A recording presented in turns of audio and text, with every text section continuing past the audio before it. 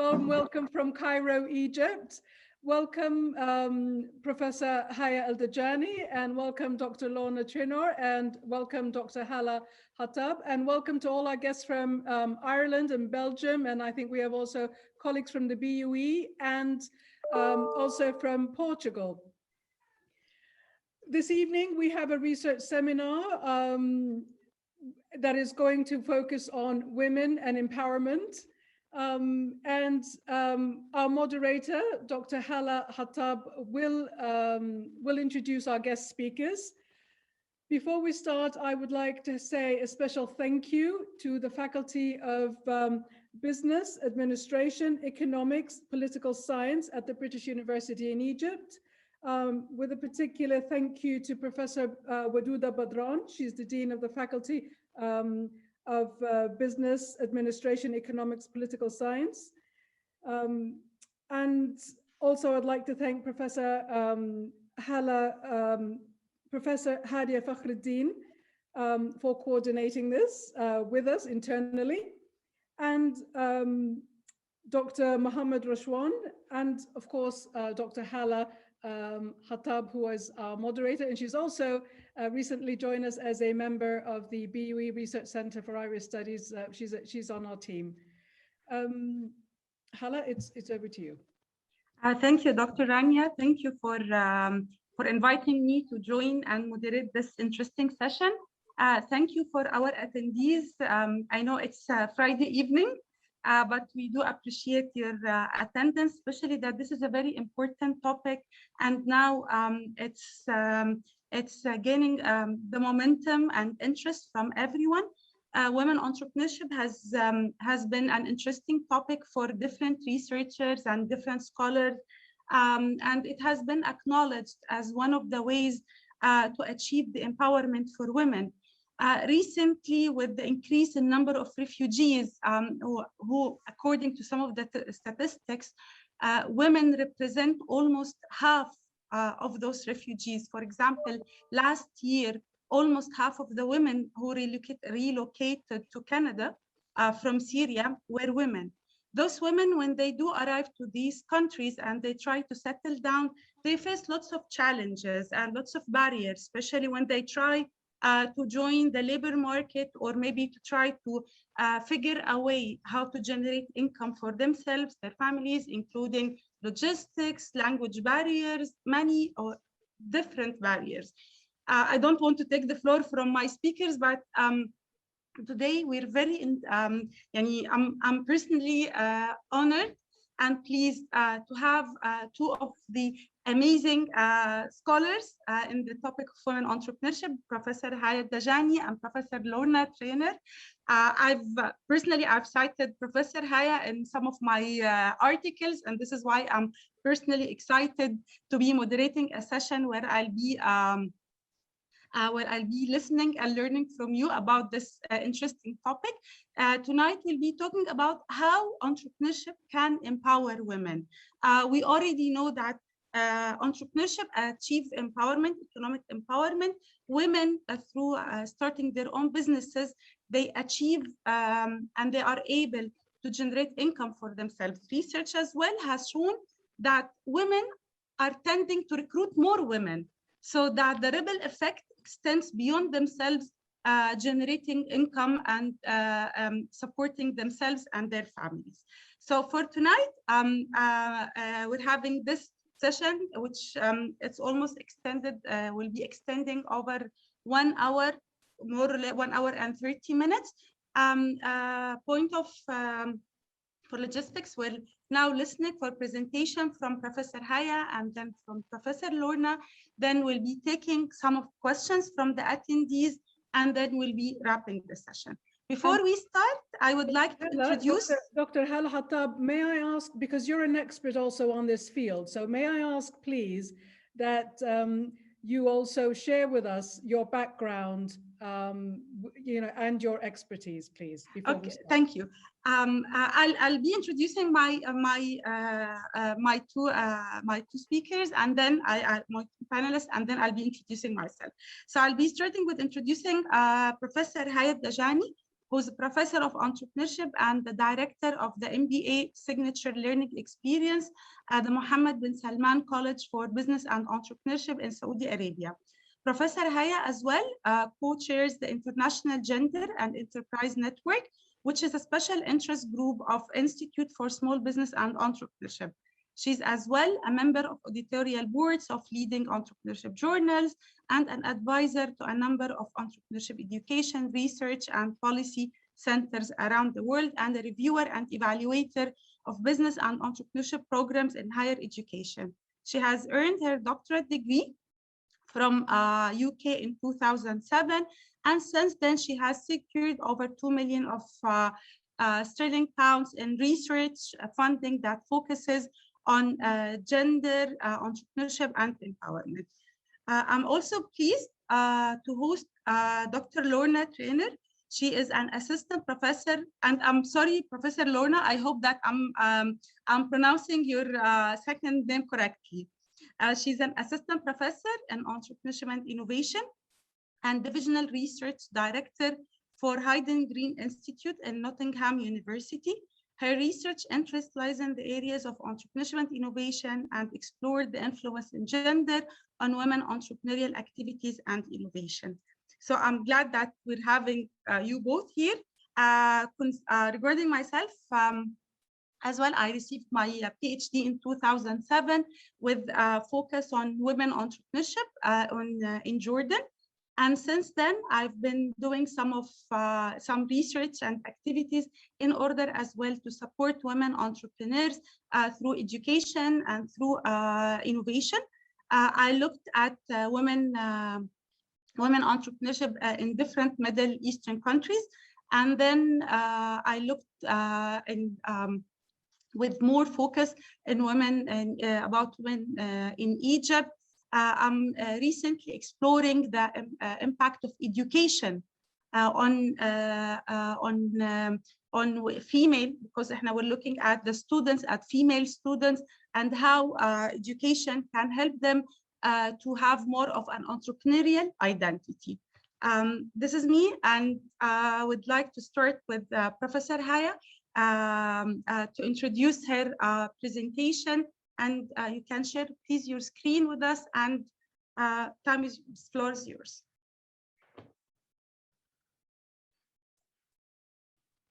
Okay, Masa al Khair, and good evening to everybody.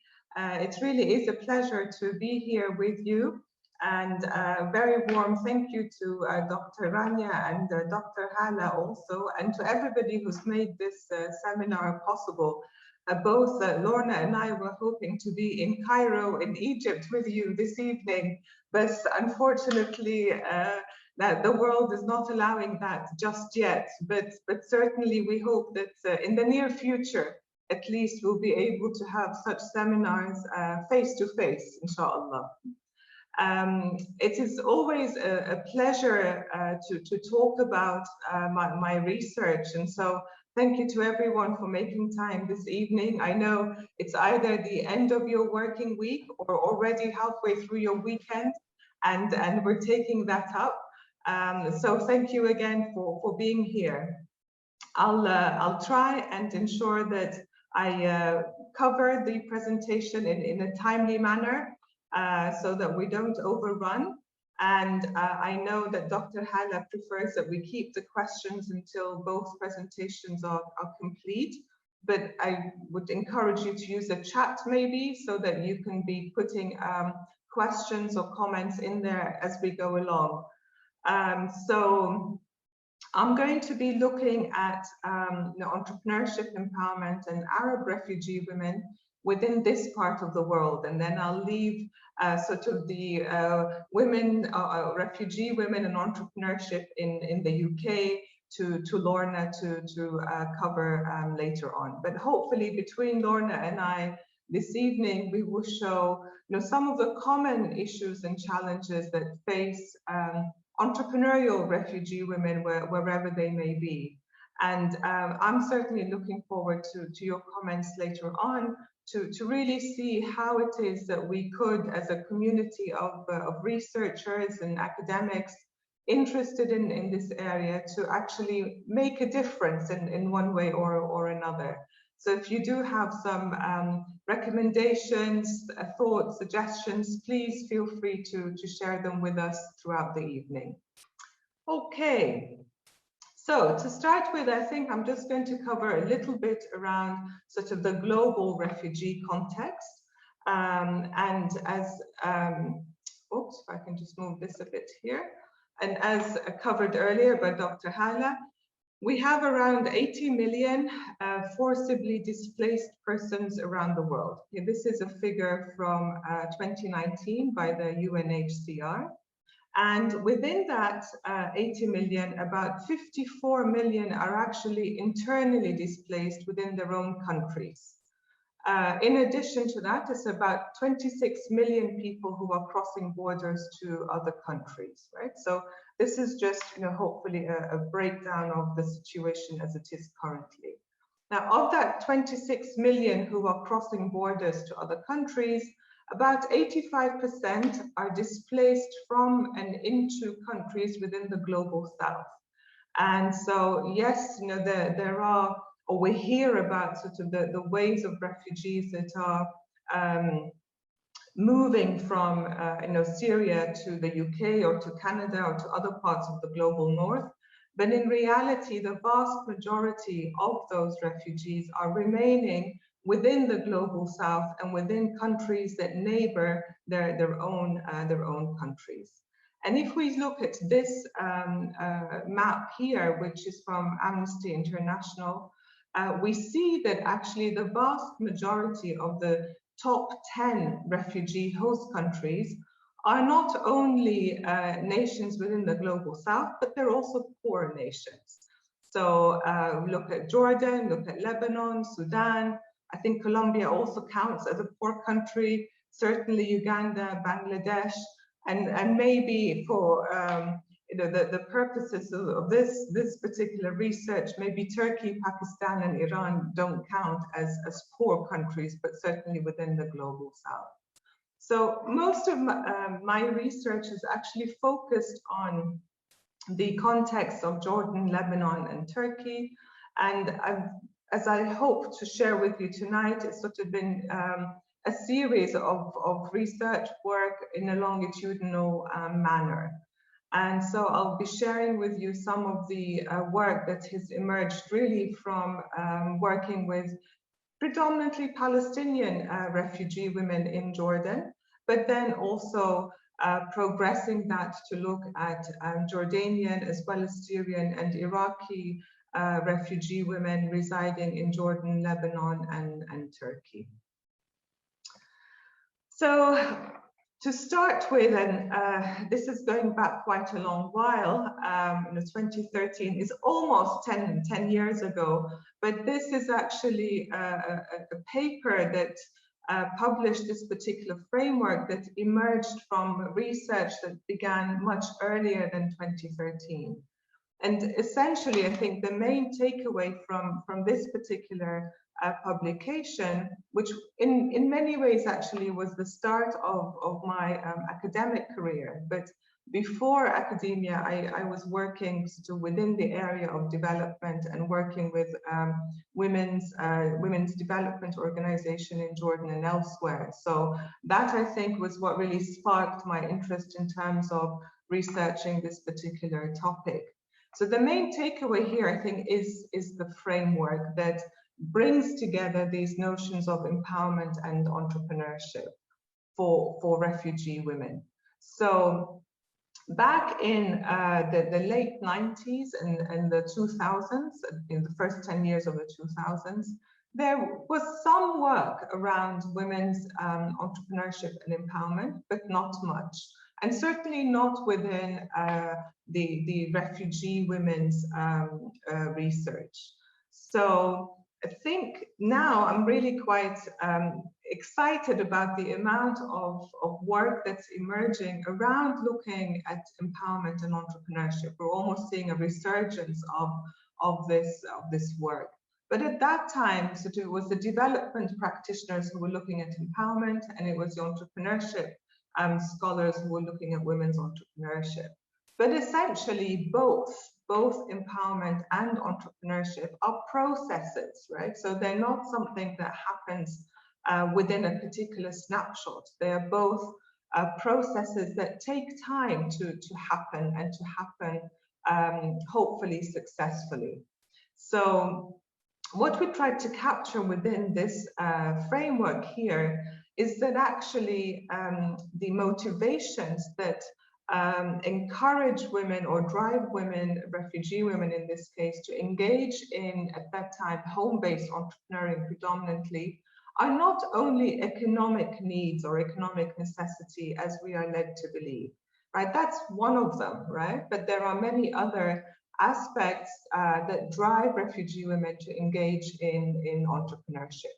Some of them were around sort of their own needs to sort of assert their positioning within their families. Some had to do with community organizing, some had to do with identity, some had to do with heritage revival, etc. So there was a whole host of motivations that encouraged refugee women to engage in the entrepreneuring. And this happened, as I said earlier, over time.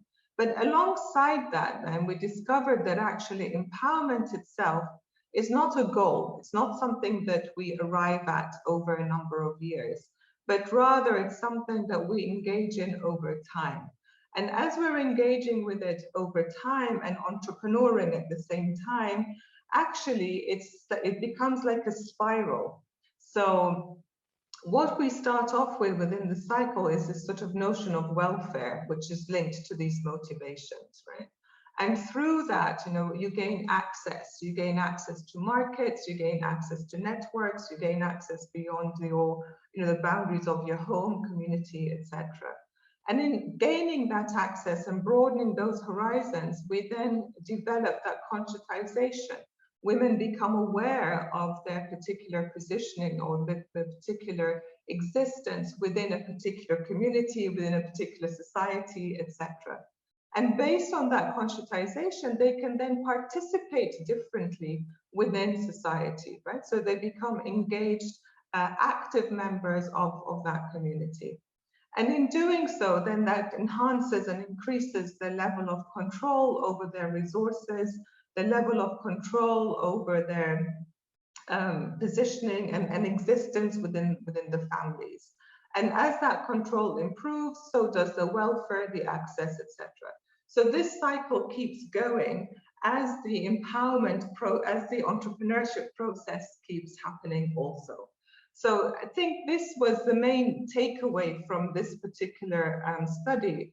And you know, this is very much embedded in my PhD work, but really it's not only looking at the processes or the motivations, but the outcomes of that process. What happens, you know, as women engage in those processes? Yes, there are economic outcomes, we all recognize that, but actually there are all these other non-economic outcomes, which then encourage and impact upon the motivations to continue engaging in entrepreneurship and to continue that empowerment cycle.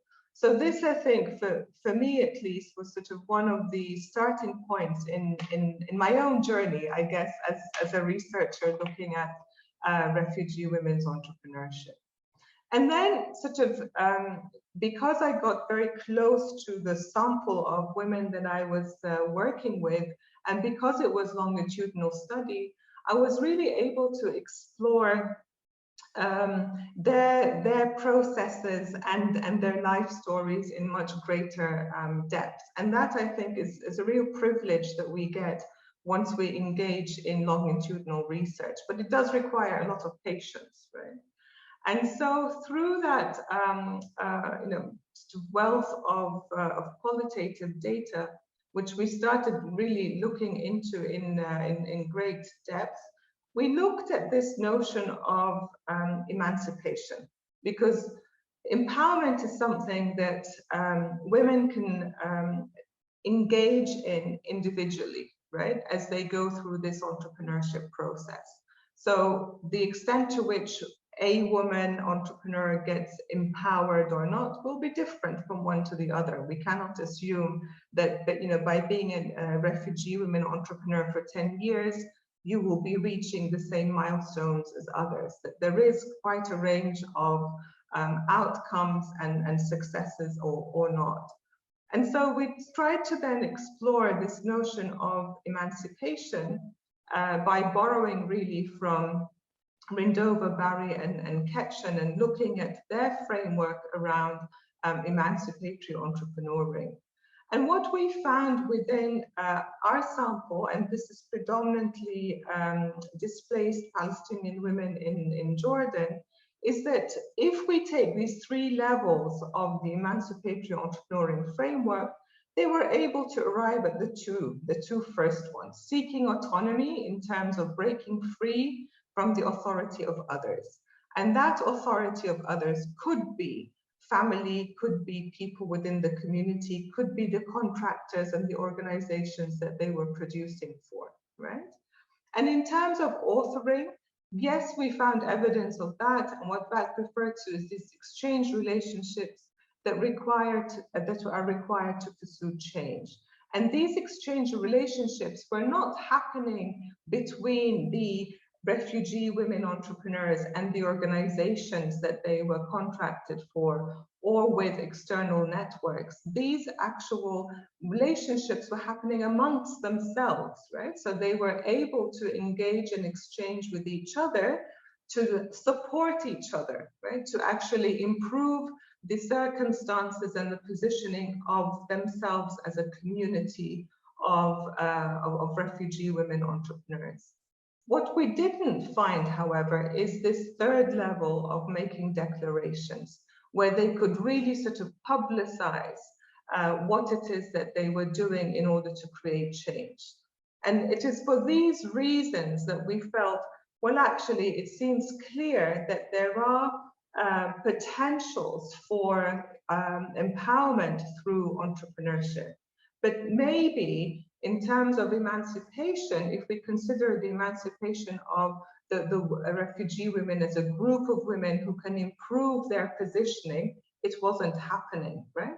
That at the end of the day, whether they were being entrepreneuring for 2 years or for 20 years or for 40 years, at the end of the day, they remained refugee women, displaced women in the same sort of socio-political circumstance that they started off with. So to that extent, entrepreneurship did not seem to help them overcome those particular barriers. And I guess the question is, and it still is the question, is that the responsibility of entrepreneurship? Should we expect entrepreneurship to be emancipatory for marginalized and displaced women? Or is it simply enough that they can support women at the individual level through empowerment? And in pursuing this further, we then looked at this notion of defiance, right? And I mean here, and I apologize for the quality of this visual, but as you can see, you know, my design skills are not the best, right? But journals accept these kind of diagrams, so that's fine.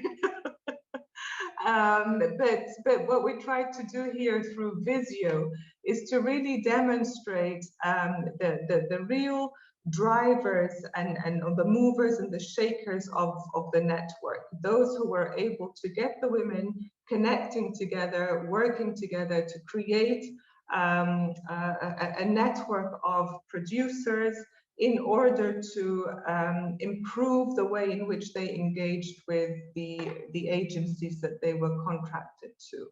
So within this particular paper, we focused on these 5 women here, who themselves are part of this refugee women's community. And they were also contracted by various organizations to produce beautiful pieces and work, etc. But what they did, and this we could never have done if we had not engaged with the women for over 10 years of research, because this is where we were really getting into the opportunity to dig deep and to ensure that that trust level was there to really find out what it is that these 5 women were doing in order to connect this under the radar kind of network, right? So what we were finding here is that actually amongst these 5 women, right, not sort of the wider sample, but really amongst these 5 women only, is that they were using this sort of entrepreneurial orientation to enact their defiance, to overcome the barriers that were imposed upon them and those within their community. So, for example, in terms of contractual defiance, right? So if, let's say, Lorna and Rania were contracted by agency A, and agency A was saying, you can only produce work for me and nobody else, right? But myself and Hala were working for another organization, which also said the same, that you can only produce work for us and nobody else. So possibly, Hala and Lorna, in their sort of contractual defiance, were looking at ways in which they could overcome those particular contractual limitations to support myself and to support Rania and all the other women without exposing any of us, right? In the same time, right, we saw, and they were open about this sort of notion of social defiance. And we linked this to their innovativeness. So how did they do that, for example?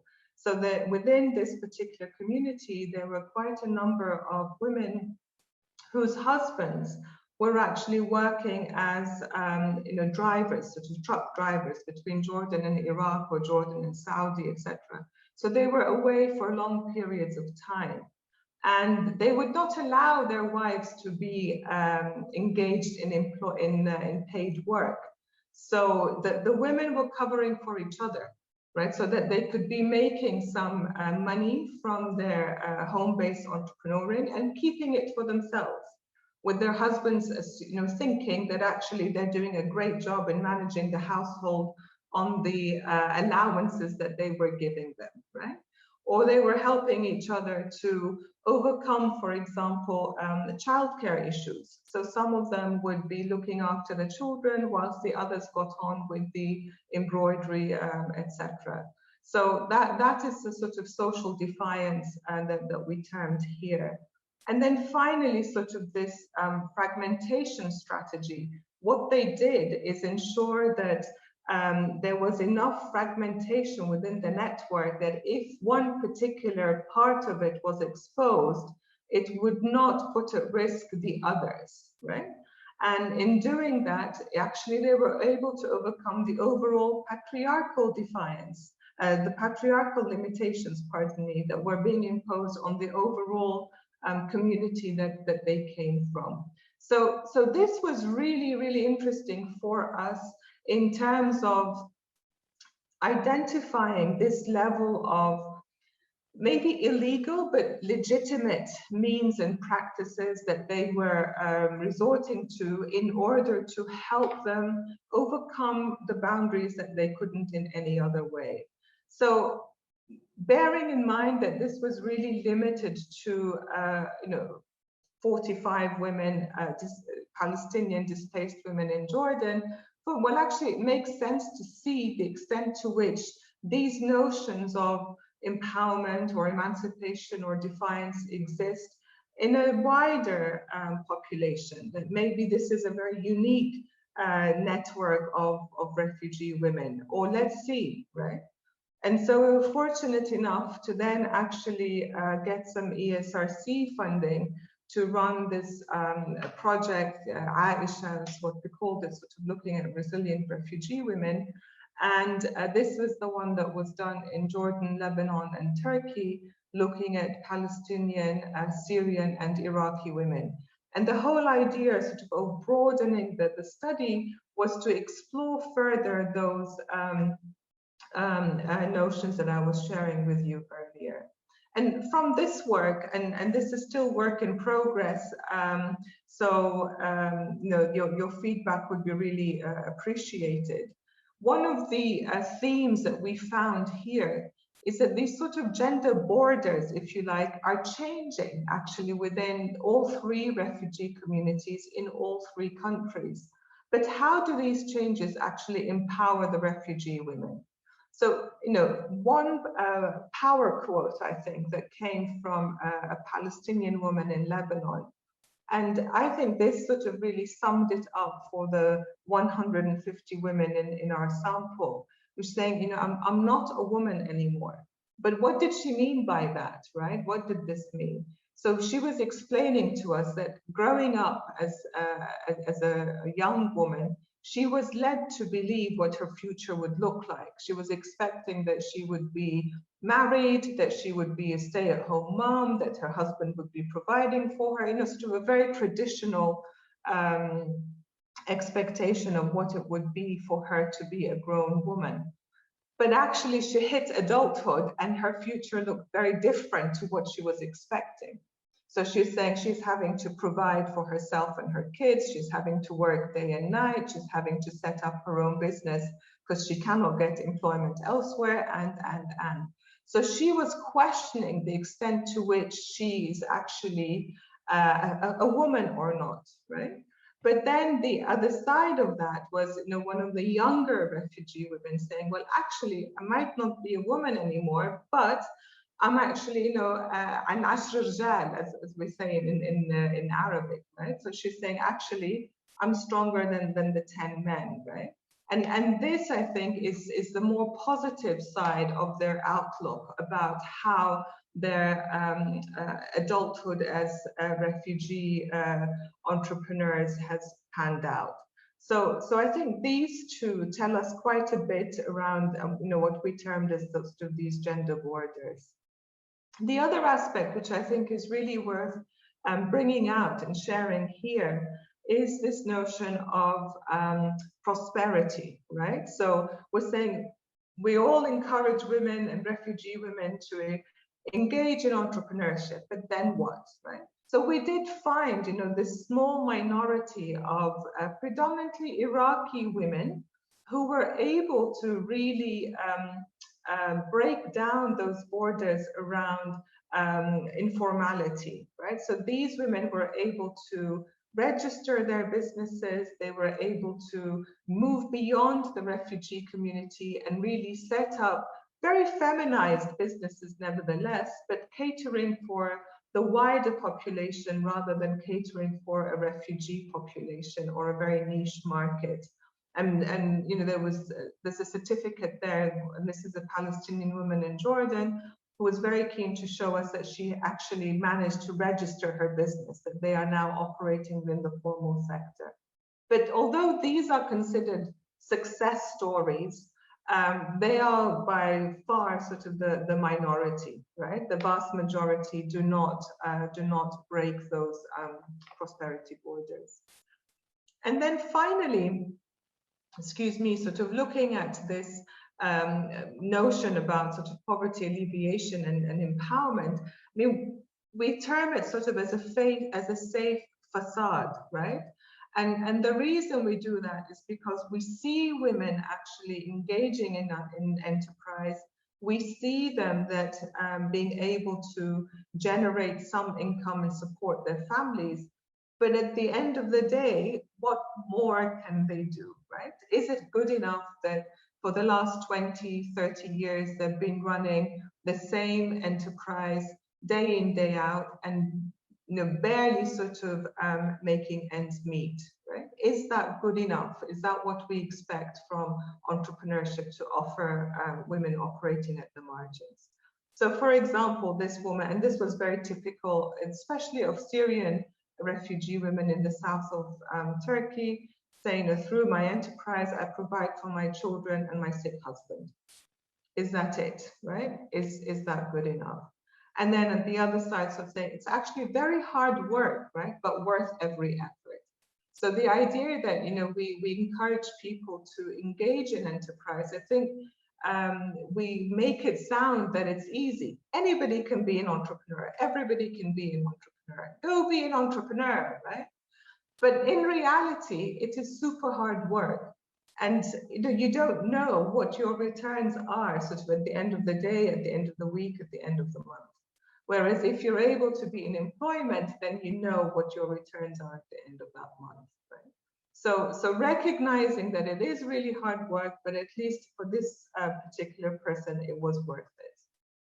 And then finally, sort of looking at these notions of identity and prosperity. And I know Lorna is going to talk more about identities, but just to share with you a couple of quotes here, which I think are also very powerful. This first one comes from a Palestinian lady in Lebanon.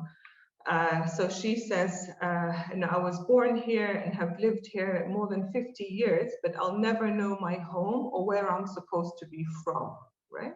So she thinks she's Lebanese, but she can't be Lebanese, right? She's not Lebanese. And then this is a Syrian lady from Turkey. So, we were a family of 8 living in one home in Syria. Now I'm here with my disabled husband and 2 children. 2 of my other children are in different places in Turkey. My daughter is with her children in Syria. They can't get out, and my son is missing. We haven't heard from him in years, right? So these are the realities that these entrepreneurial women, let's say, are dealing with, 24/7. These are the things that they cannot change at that point in time, right? But at the same time, we are expecting them to really improve their lives through entrepreneurship, right? Through engaging in entrepreneurship. And I think it's worth sort of pausing to really take that on, to realize that actually what's going on in the background of these women that we see trying to sell their goods here and there is really quite powerful. So just to try and capture all that sort of in terms of getting into that depth and the role of sort of longitudinal research in helping us do that, I think the longitudinal research really captures that cycle of empowerment and the process of entrepreneurship. It sort of strengthens the trust between the participants and the researcher, right? Because it's, we all know about refugee fatigue, and we all know about researcher fatigue too in these communities. But in the way to overcome those is to establish this notion of trust and build relationships between the researcher and the participants. And I think that actually, if we look at this notion of empowerment, it's not simply about empowerment for the refugee women themselves, but it's about empowering ourselves too as researchers, right? But to do that, we really need to invest in the research and in the relationships and the participants that we work with. So really sort of research with, I think, all vulnerable communities, not necessarily just these refugee women, needs to be about much more than simply collecting the narratives that allow us to write our papers. So to take away some conclusions then, and these are the points that I'm still working on at the moment, right? So in terms of looking at my own research agenda, that women's enterprise at the margins is really very complex, right? It's not straightforward, it's not simple as we would like it to be. It really is a very complex phenomenon. And we see a lot of long-term enterprises, but with no growth potential at all, right? And in the days before sustainability was trendy, I would have called them sustainable enterprises, because they've actually been there for the long term. They've been there for 20 years, 30 years, etc. But sustainability has a whole other dimension at the moment. So I think they're long-term enterprises. Poverty alleviation is clearly not the only motivation for engaging in entrepreneurship, and I think we need to actually highlight that more and more. There's also this notion about women supporting women, right? So these were all refugee women, and they were all working, maybe in some ways we would assume competitively, but actually their collaboration came out stronger than their competition. And actually what we saw throughout, throughout all the research that at least I've been involved in, is actually they support each other through this feminization of responsibility and obligation. And that I've borrowed from Sylvia Chant, who unfortunately passed away last year, I think, or the year before. But it was her idea that this whole sort of feminization of responsibility and obligation actually makes matters worse for women rather than empowers women, right? So the more we give them to do, without alleviating other things that they're already doing, we might be making matters worse for them rather than better. And so with all that in mind, I'm still sort of exploring this whole notion of sort of the collective, so looking at sort of collective rather than individual women's entrepreneurship as a means to empowerment, but maybe not necessarily emancipation. But if we want to sort of try and work with policymakers, if we want to work with stakeholders and ecosystems, etc., that are trying to support refugee communities, maybe it's about encouraging them to encourage refugee women to come together as collectives rather than to work individually. So for me, these are the final sort of questions. Should we be encouraging defiance? Should we be encouraging emancipation? Should we be encouraging empowerment? As researchers, right? Should we be going out there and saying to refugee women entrepreneurs, yeah, be defiant, go for it, right?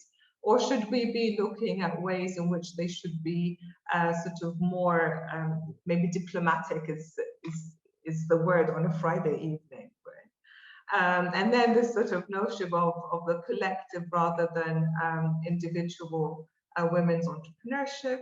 And then, this identities, and I'll leave that again to Lorna, about what does it really mean and what do these labels signify for the women themselves, being a refugee, being a woman, being an entrepreneur, and all the other labels that they carry with them.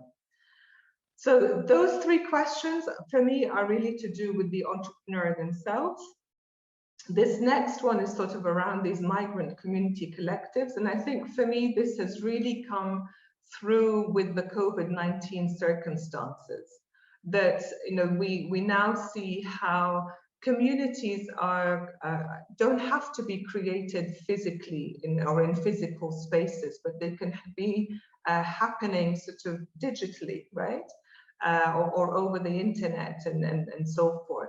So maybe it's more about looking at migrant community collectives. So the refugees are not only labeled as refugees, but connecting with other sort of migrants in other parts of the world, and trying to reinvent the diaspora in some ways, right? And broadening that diaspora. So we see a number of internet-based platforms where they are selling, right, produce and products made by refugee women wherever they are in the world. But who's buying it, right? Who's buying it, and who's able to get their products on there, and how are they being marketed and. But it needs to be much more than simply economic or transactional if we want to create these collectives. So at the end of the day, really, I mean, borrowing from the UN and the SDGs here, etc., sort of to effectively build back better, that's what we want to do, and leave no one behind, and progress the people, planet, and prosperity priorities for refugees. We really need to have effective, empowering, and enabling policies and practices, which need to be informed by engaged scholarship. And I think that the engaged scholarship is probably the bit that we can all contribute to. And I think that's where I will end this evening. So thank you all very much for your attention.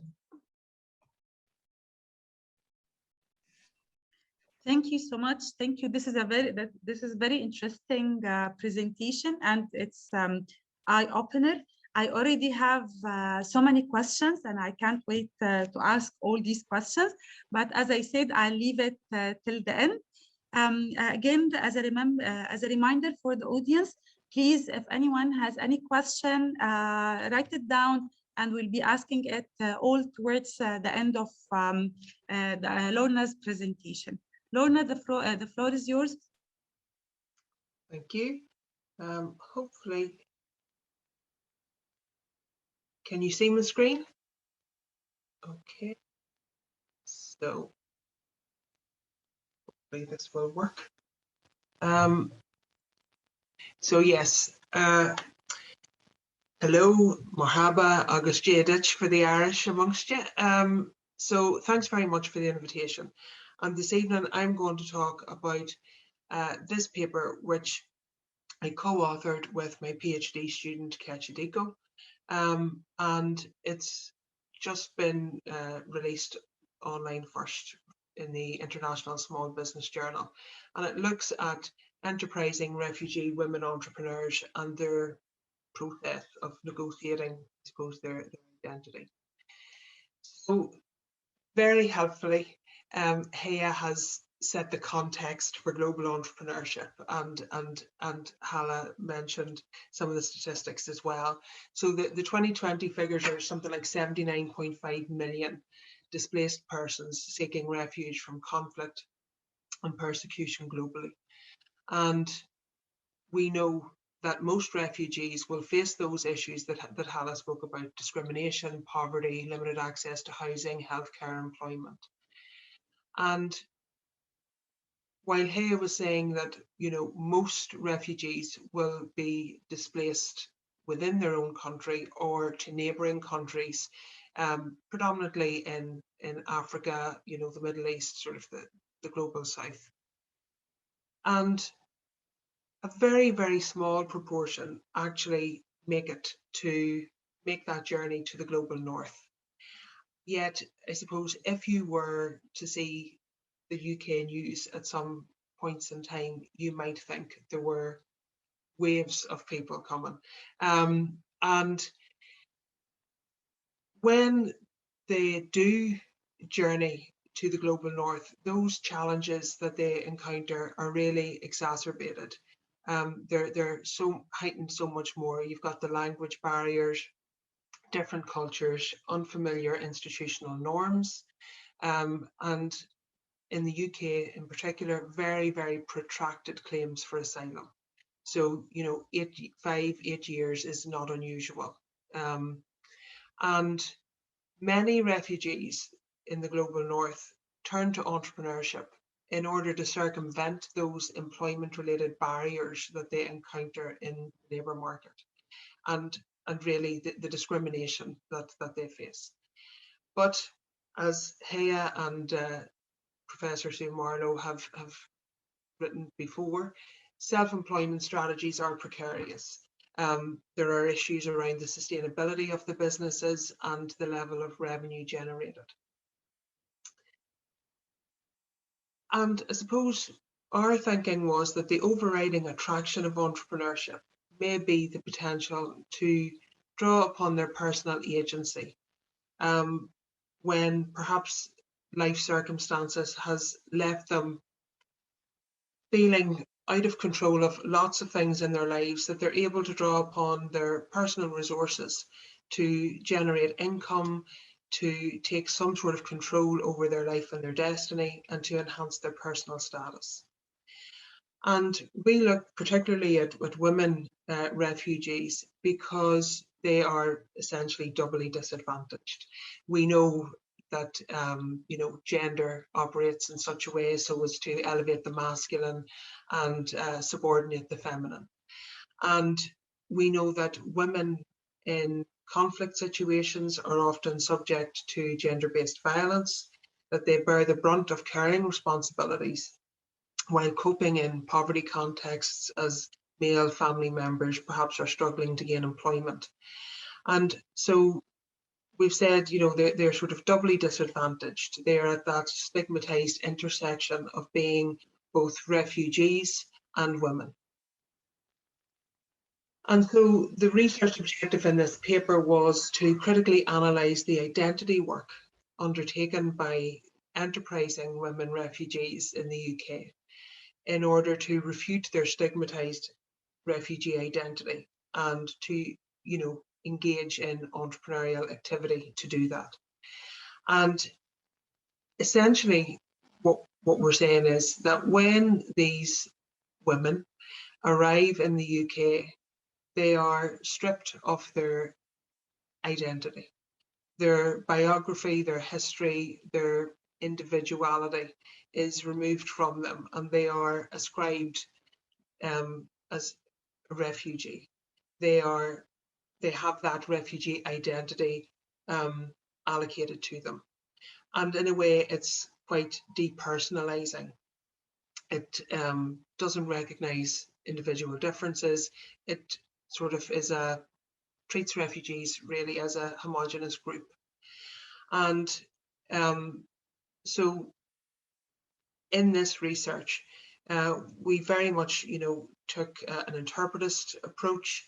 We wanted to understand how they made sense of their experiences as refugees in the UK and to unpack the identity work that they undertook in order to reposition the self through entrepreneurial activity.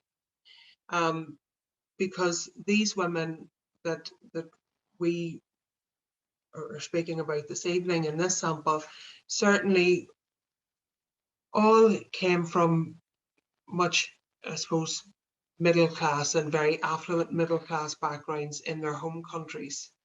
And so they had to make quite a difficult transition to accept, I suppose, the refugee status and the negative connotations associated with that. So 3 personal interviews were undertaken with each of the women over a period of 12 months, and that was complemented by visits to and observations at their place of work. And obviously those occurred prior to the COVID pandemic, and so there were fewer than had originally been hoped for. And that sort of together forms the basis of 5 case studies. 2 Zimbabwean women, 1 woman from Cameroon, 1 Iranian and 1 Syrian woman. And we used the Braun and Clark approach to thematic data analysis. And so given that it's a research seminar, I thought you might be interested in theoretical framework. So, so we used intersectionality, which obviously acknowledges the coexistence of multiple social categories of belonging, which, you know, are also categories of exclusion or disadvantage. And, you know, we're very aware that intersectionality, because it's so individualized, that it is critiqued for its lack of explanatory power and, you know, generalizability. And so we have used Anthea's translocational positionality within this, which basically says that these categories of social belonging, such as gender, race, caste, disability, and their consequences are effectively sort of social spaces that can be mapped. And these spaces are mapped onto social positions, the outcomes and the positioning, those processes, practices, actions. And basically that this emerges as agency and structure interact and intersect. And so this approach really shows how different categories of social belonging interact to alter the social positioning of women. And so it really adds a temporal and contextual lens, which is obviously useful when you're looking at people who are effectively taking, you know, obviously a physical journey from one country to another, but very much a journey in their identity and how they see themselves and how others see them, and the identity work, engaged in that. And as Haya said, entrepreneurship itself is a process. So that time perspective is very useful. And really then the use of this positionality approach means that we see these spaces as shifting rather than fixed, and how the different effects of the intersections of different social categories.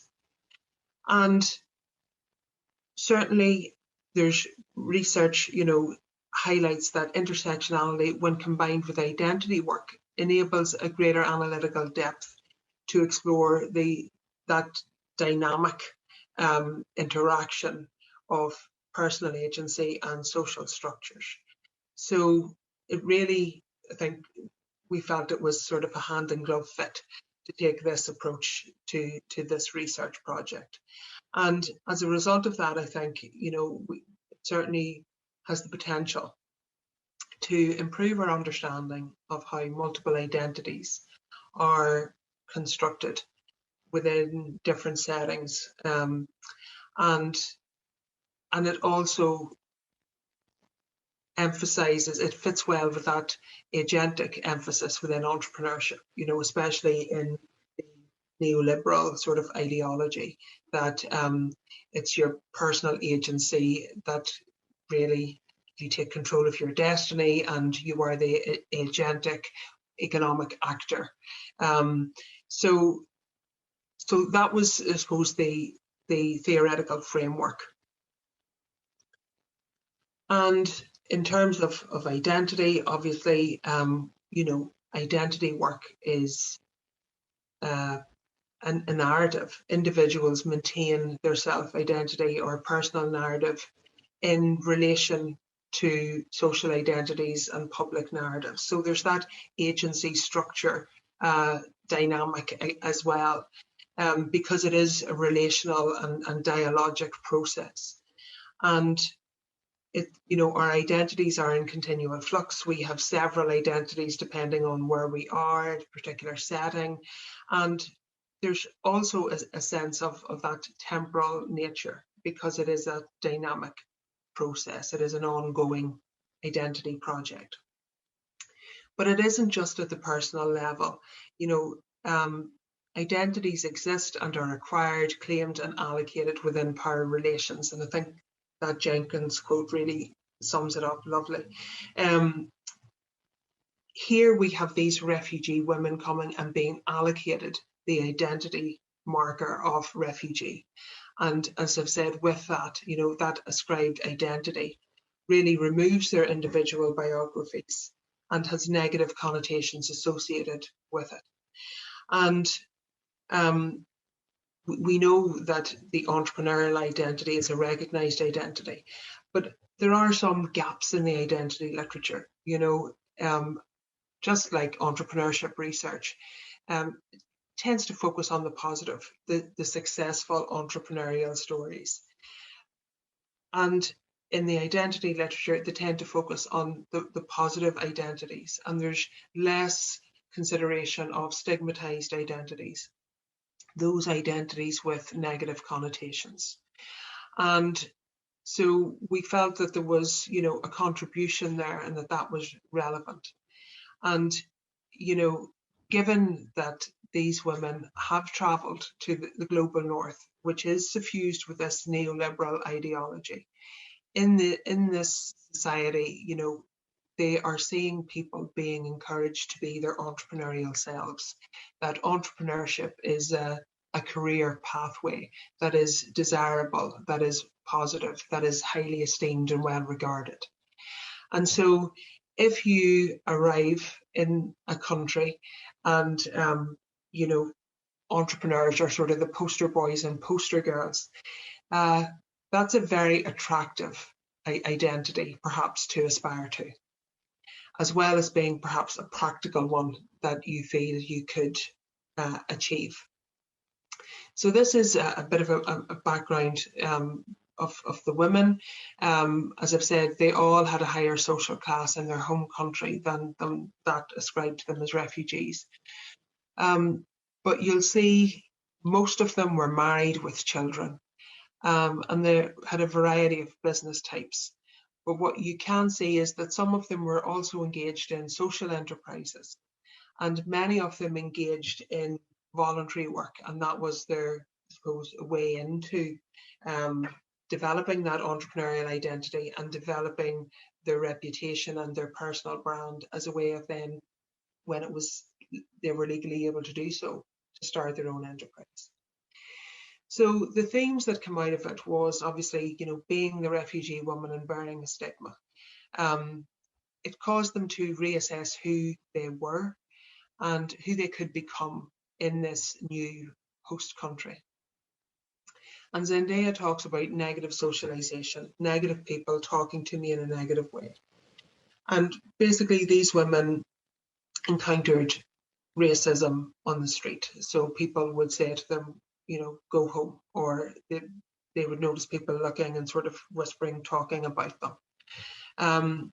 And Zendaya says, they were regarded as being there illegally and as being a burden to society, as opposed to being regarded as people who could do for themselves and actively contribute, that they were seen as being beggars, poor refugees seeking mercy, or as some sort of villains who had arrived in the UK. And in addition to that stigmatized refugee identity, these women also encountered gender bias. So here at the bottom, we have a quote from Aliyah, who had a food manufacturing business. And she talks about going into a farm shop. And when she got into the farm shop, there was an old man sitting down, and he looked at her in a really strange way and said, you immigrants come in here to get money. And she said, no, she wasn't there to get money. She wasn't there to beg. She was there to introduce herself and her products to him, to see if he wanted to stock them in his shop. And he basically said to her, you are a woman. You should just be in the mills baking and doing pies. She didn't have it wasn't her business to be in business, essentially. So what we saw then was this identity journey, becoming an entrepreneur, and that identity work in progress. And we these were labeled as particular milestones or sub-themes that sort of mark key points in that journey. And the first one was very much resisting the stigmatized identity. We have Anasha here saying she decided not to have immigration status as a measurement of success, but rather to do voluntary work and to set up an organization, to run it as a volunteer, to develop her skills, develop her personal brand. And in that way, then she could start something. So very much a positive story about, social and community contribution. And then, there was trying to identify that entrepreneurial identity and to reposition the stigmatized identity. And here a quote from Zendaya. She was becoming a business person from portraying herself as an African woman who was directing the integration of African people. So essentially, she was still an asylum seeker, but she positioned herself as a representative of asylum seekers and someone there to help them integrate into the community. And so by having the badge of director of the Women's Forum, she was seen as, set apart and someone, I suppose, with that authority. She says, she was the director, so they would want to talk to business people. It gave her that badge and that credibility. And she used that to then set up a social enterprise and then her own enterprise. And then when it came to validating the entrepreneurial identity, Aliyah, she said, you know, she actually was an award-winning entrepreneur and was writing a book, you know, a bit about her story. But she was very conscious that she didn't want it to be a refugee story. It was a positive story. It was a story of resilience and of success and of making things happen.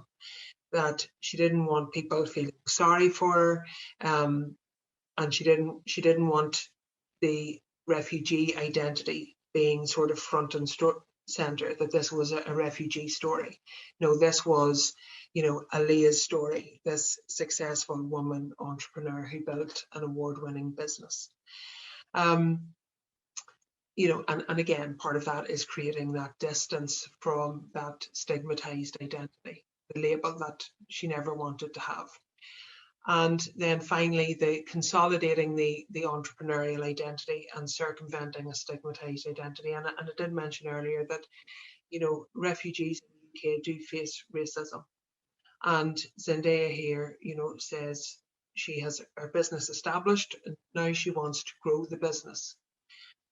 And she said, sometimes I think that maybe if I put a white face when I want white business, this would help me to deal with white people. I've been thinking about it. I searched an agency, they supply to hospitals and home care, and they understand that maybe I need a white face. So in the next few months, I will be using a white face so that I can penetrate the market. And we know that, you know, accessing the labour market is a challenge and is a key driver, and certainly was a key motivator for entrepreneurial activity among the group.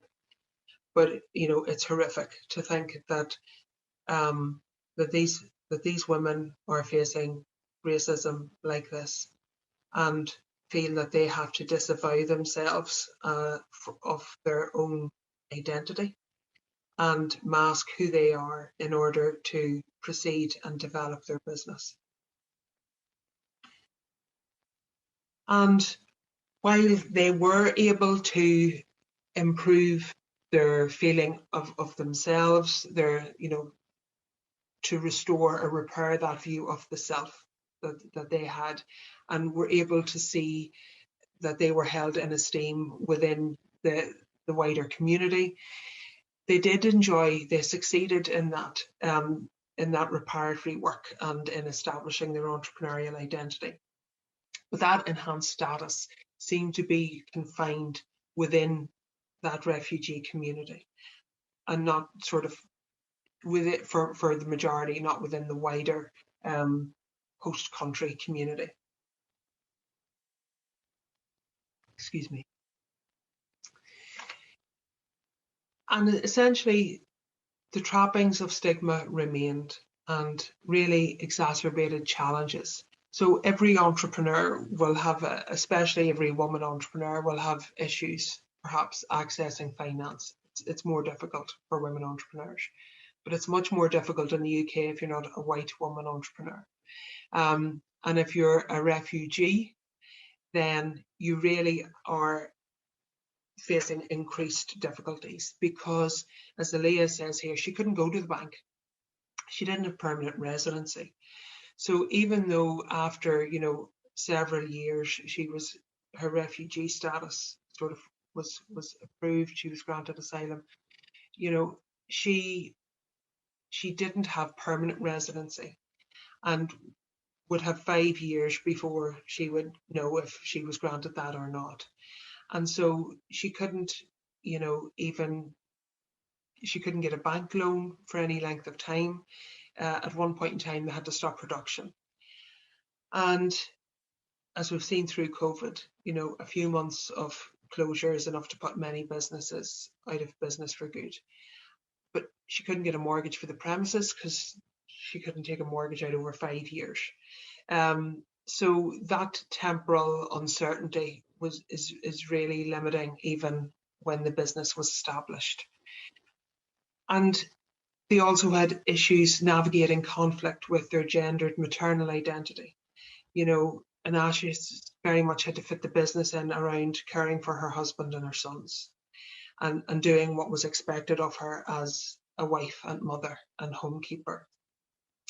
And Aaliyah now that the business is set up and successful and well established, she was talking about stepping back to allow her husband to take over the business in order that she could perhaps spend more time with her children, as you know, that had been something she'd been missing out on, and certainly would be something that would be perhaps more culturally expected and socially expected. And there was a continued lack of access to information and networks. You know, despite the enhanced status, you know, they had quite constrained networks that remained primarily embedded within refugee groups. And, you know, as Haya has mentioned, you know, sometimes there's limited economic benefit here. So, as I said, Aliyah had an award-winning business, and she says, you know, we're not making massive or noticeable profits. I don't have extra each month. Each month I stretch not to spend everything, but I can say that the kids are doing gymnastics, and this year we managed to go for one vacation. Actually, I want to have a bigger house.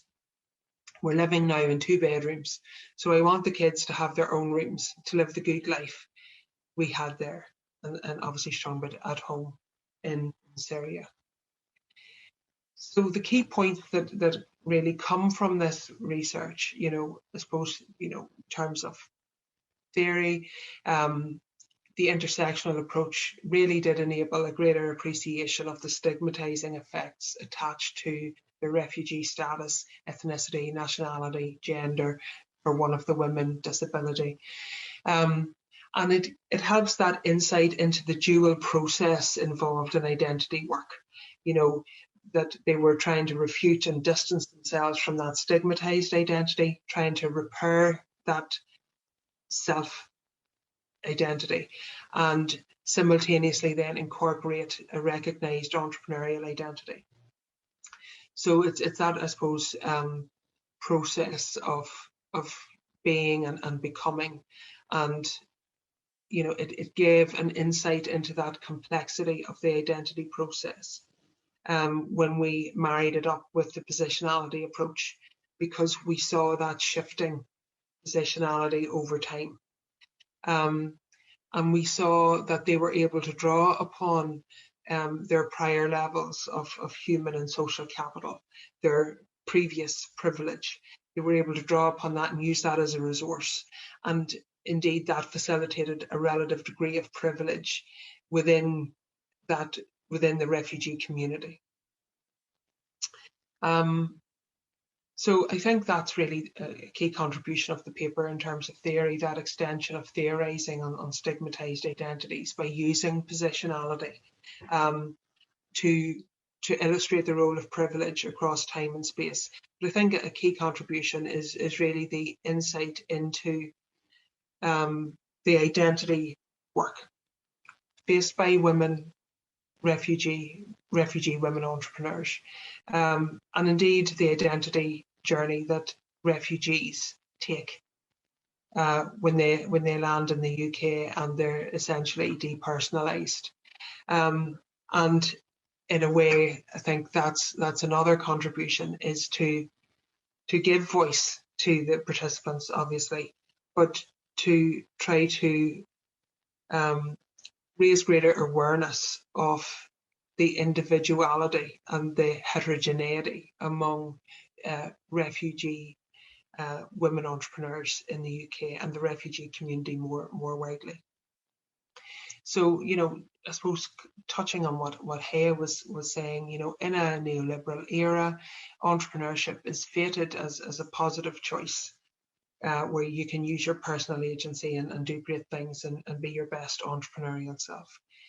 But for refugee women facing a double stigma, it does offer opportunities for independence, for income generation, for enhanced social standing. It does deliver all those things that can empower them in their new circumstances. And certainly in this study, identifying as entrepreneurs meant that they could claim a more privileged identity and distance themselves somewhat from the negative connotations of that ascribed refugee status. But, you know, it's not easy. it is hard work. It's not a seamless pathway to economic empowerment and autonomy and freedom. You know, for Leah, who had, you know, a manufacturing, food manufacturing business with many employees, then there's the worry about each of those employees, the stress of running the business, the long hours, the trying to balance those competing challenges. So we see then that, you know, it's really not easy. And do we promote it? I don't know. What we see also is that those entrepreneurial ventures remained constrained by vestiges, the remnants of that stigmatized identity, because for some people, they were always going to be refugees, which is why, you know, we had Zendaya having to whitewash her business to hide her race. We saw certainly the precarity of ventures and limited returns and the significant time demands at the expense of family time. It is a challenge. And we really call then for UK policymakers and business support organisations to consider women refugees and their businesses beyond the constraints of ethnic enclaves.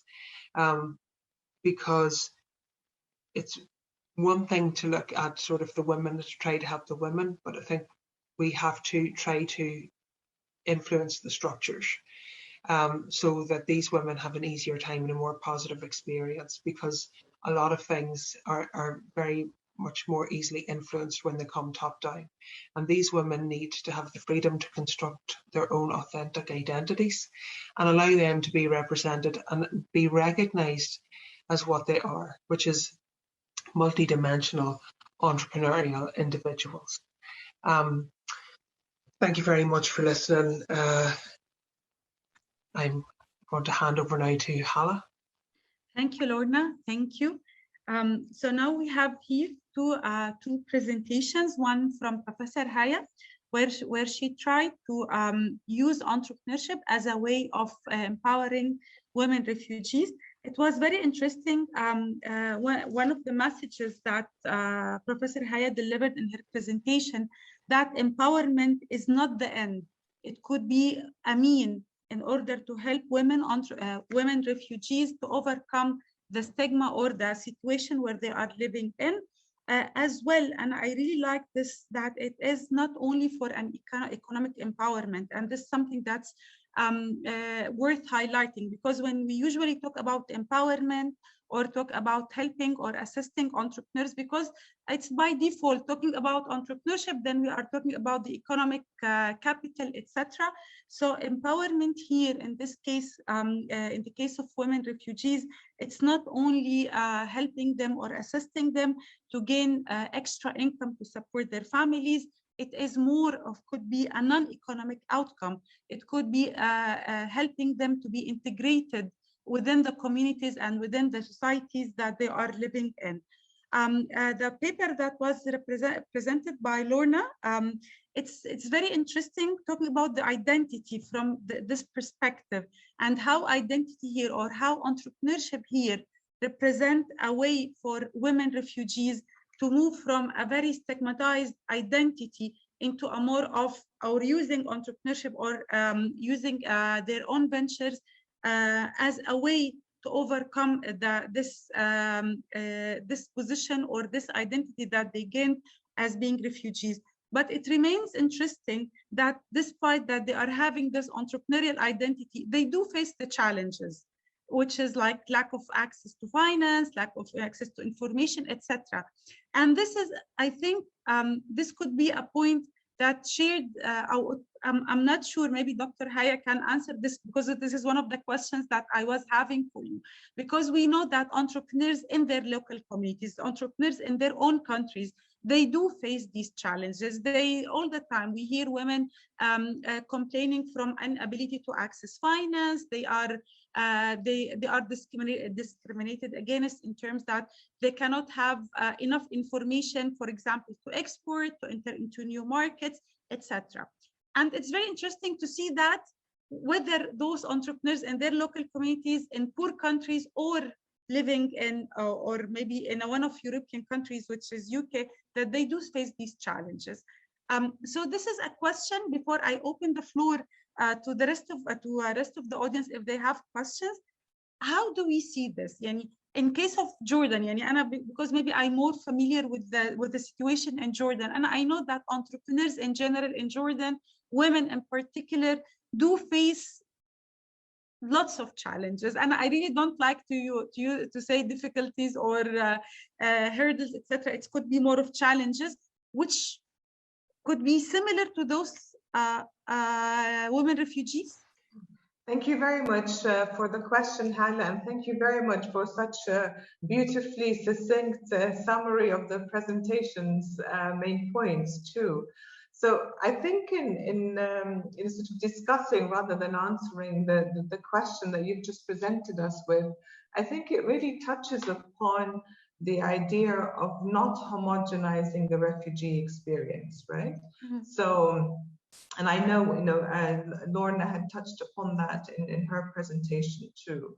So rather than assuming that all refugee women entrepreneurs face the same circumstances, whether they're starting up their businesses or maintaining their businesses, I think it really helps to look at those who have managed to progress in ways that we don't expect, and then look at those who have not been able to do the same, right? And I think the more I look into it, the more I see that the issue is not necessarily with the women entrepreneurs, whether they're actually women entrepreneurs or refugee women entrepreneurs, but rather it's to do with the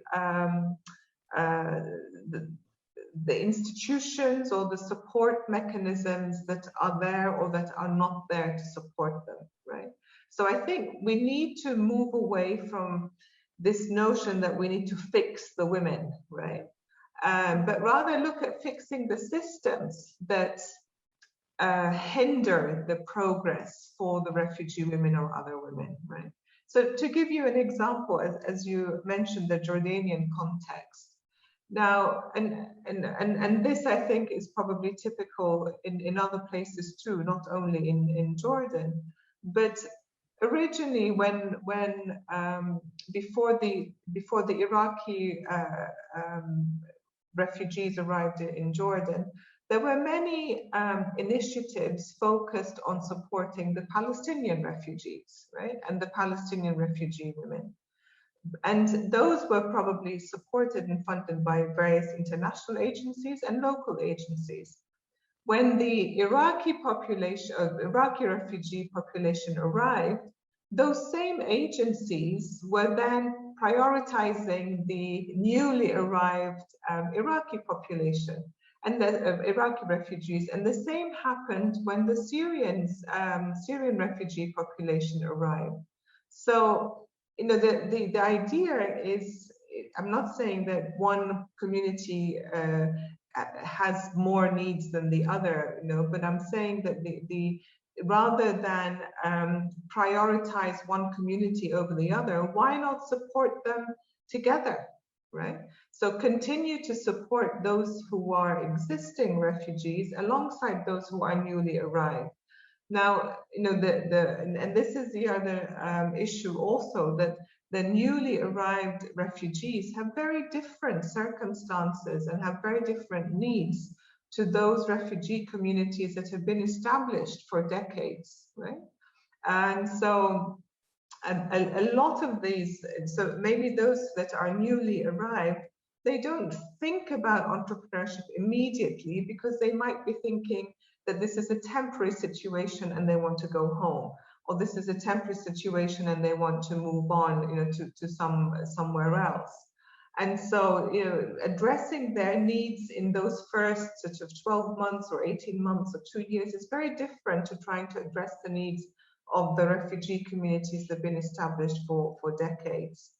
But in all of them, we see this repeated pattern that they continue to be operating at the margins, not necessarily because they want to, but because they have to. And why do they have to? Because the systems are not in place to help them change those circumstances. So I really think, you know, we need to work better with the agencies and the policymakers to look at ways in which you know, those refugee populations that have remained, you know, post those 12 months or 18 months can be enabled to actually then support the community and the society that they're in. I don't know if that answers the question. Yes, thank you. Thank you so much. Do you have any questions? Please, if you have any question, unmute yourself, and please, we are all ears if anyone has any question. I have a question. I hope you can Yes, hear me. please. Yes, thank I you. hope you can hear me right. So I just want to find out what provisions are in place for refugee entrepreneurs who, I mean, I suppose in terms of, for example, entrepreneurship education within their countries of residence that are focused really on them, that are designed specifically to support them from the time when they maybe aspire to be entrepreneurs, and then through the different stages of their businesses to kind of facilitate success in that space that they choose to go into. So the countries, do countries of residence, they have those kind of migrant centered interventions to support them. Thank you. So this question is to Lorna or Dr. Haya? It's for either of them. They Okay. both All right. work Thank in the you. same space. Thank you. Thank you. Lorna? I think certainly in the UK there is a generic sort of provision, and the provision, they used to have sort of start your own business supports, and that really has gone away, and the money is very much being directed towards business growth. So they're looking for growth potential businesses and trying to help them grow and help them internationalize. So the focus is not on sort of single, self-employed, very small micro businesses. That's not where the support is. Now the women that discussed in the paper that I was speaking about were able to access support from a local charity, which is a refugee network. So and this was something, and this is something that I think needs to be highlighted more, because these women, and Hala mentioned it earlier, they do employ other women, but they employ other refugee women, and you know, their social enterprises and their charitable activities really are there to help the social integration of other refugee women when they arrive, because they know what it is that they are going through. And it's very much a story of community and economic contribution, very positive, you know, economic development contributions that these women are making, but they're not specifically being given any support in that regard. So not in the UK. I don't know what it's like in Jordan. Yeah. Well, thank you very much for that. I think I'm coming from the point of view where I think it was Dr. Professor Hala that said earlier that there's a myriad of problems or challenges that are particularly refugee entrepreneurs grapple with, and the fact that they are women and they're refugee entrepreneurs and they are mostly from developing nations put a lot of things at a disadvantage. So when they access, yeah. It really does. There was one woman, and she said, you know, in Zimbabwe, if there was any sort of trouble or official business or anything like that to be done, you know, the woman wouldn't go to do it. Sort of a man, a family member would go and have the conversation, and that it would be considered rude for her to make eye contact with a man when speaking. But when she would go to access finance for her business, then in the UK you have a different culture, a different cultural context. So if someone isn't looking you in the eye, then you think, well, they're been a bit shifty. Can I trust them? Can I trust this person with this money? So, and she was telling this story back. So this was something she had learned. And so there's these issues that there isn't that's the problem. There isn't social integration. And that's why you have these, you know, ethnic enclaves, and you have these businesses being embedded within refugee communities and ethnic communities. And there needs to be a program of real social integration, and there needs to be that support for all entrepreneurs, but especially I think there needs to be targeted support for those who feel that they're more at a distance from and more marginalized from being able to access those types of support. So there needs to be specific targeted help. Thank you. Absolutely. Thank you. Any questions? If I may just add to that, Dr. Hala, I think in what we see in countries of the global north, like the UK, there are opportunities for refugee women entrepreneurs to eventually operate within the formal economy, right? Because they're expected to do so, especially if they want to set up businesses that are, you know, sort of trading beyond their ethnic enclaves. I think in countries like Jordan and Lebanon, at least, it's a bit more complicated than that, because to support the refugee women through, you know, entrepreneurship education programs or support agencies, etc., suggests that you want them to eventually be operating within the formal economy. But given their political status as refugees, that's not so straightforward. So we find a lot of the entrepreneurship happens within the informal economy, and a lot of the support, if you like, or the training programs, etc., are delivered either through UN, HCR, and similar agencies, or local NGOs, right? And in Turkey, it was a little bit different, because Turkey has adopted a different program, if you like, for integration.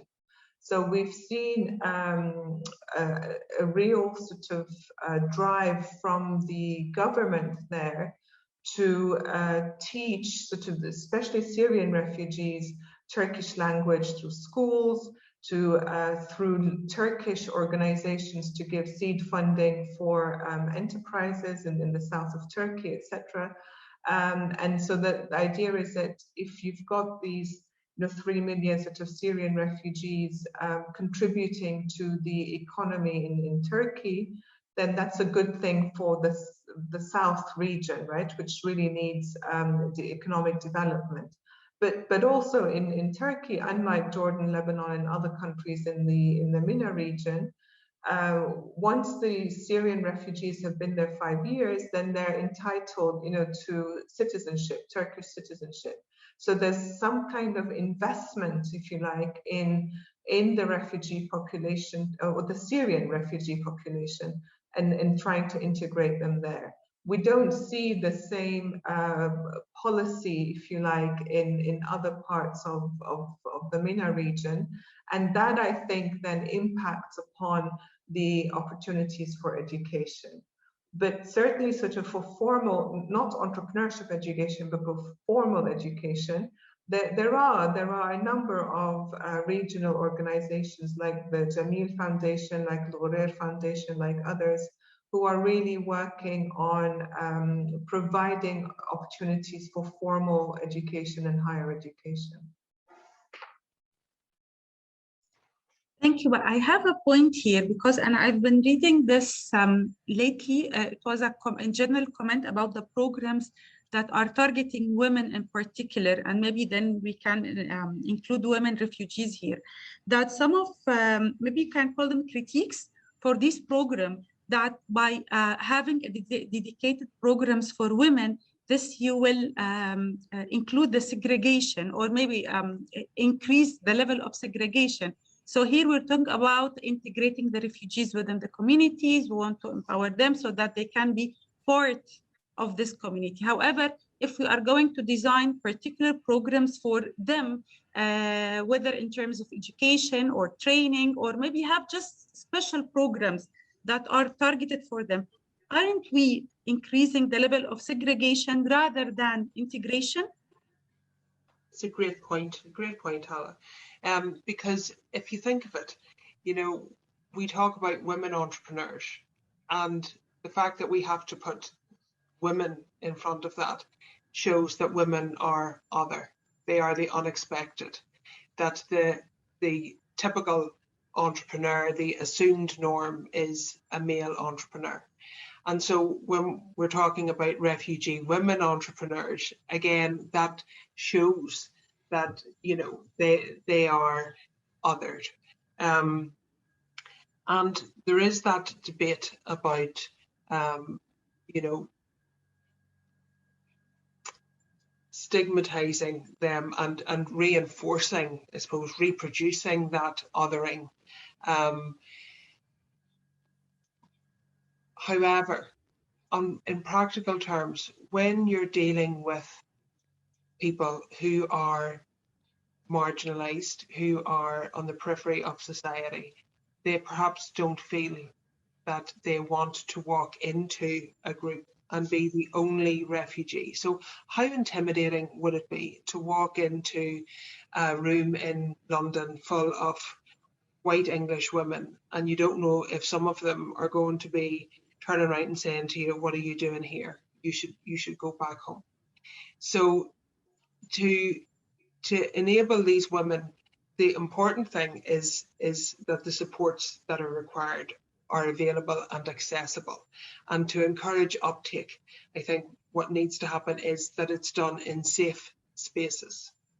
And so, you know, while there is that theoretical argument, right, that it's like an ideological argument, but in reality, when we're trying to help real people improve their life circumstances, I think we have to do what is comfortable and safe and supportive for them. And for many women entrepreneurs, regardless of race or circumstance, and certainly for refugee women entrepreneurs, the safest place to start with is in a like group and in a safe place where you're surrounded by others and you can have that support network. What's important then is the stepping stone, the next step, that they don't just only belong to that group, that they then engage in networks with perhaps other women entrepreneurs in the host community more widely, and then as a further step into mixed sex networks, if that is something that they would want to do. So I think it's the difference between lived realities and theoretical ideologies. Thank you. Yeah. I know that we've exceeded the time, but I think this is very interesting conversation and we can take maybe more comments. Dr. Haya, do you want to say anything? Do you want to add anything here?